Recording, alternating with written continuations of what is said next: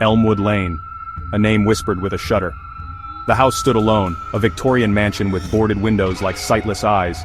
Years of neglect had stained the brick, ivy crawling like grasping hands. Locals spoke of a family lost to a fire, their souls trapped within. Nonsense, I thought, just another ghost story. I was a photographer, drawn to the decay of forgotten places. Ghosts held no interest for me. Yet something about Elmwood Lane tugged at me. A challenge, perhaps, to capture the beauty in the macabre. So I stood before the rusting iron gate, camera bag slung over my shoulder, a lone figure against the dying light. The air grew cold as I pushed open the gate, a shiver running down my spine. Silly, I chided myself. Just the wind. The air inside was thick with dust and the smell of mildew.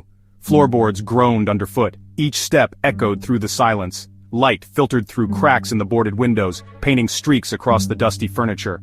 A grandfather clock stood frozen in the hall, its hands stopped at the stroke of midnight. A chill ran down my spine again, this time settling in my bones. I set up my tripod in the parlor, the air heavy with unseen eyes. A flicker of movement in the viewfinder caught my breath.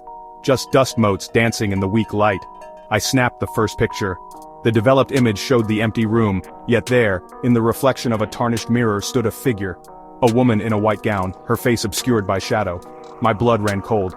This was no trick of the light, this was real. I ran, out of the house into the fading light, never looking back. But the image, the woman in the mirror, stayed with me, haunted my dreams. I couldn't escape the feeling that she was not trapped in the house. She was trapped with me, forever.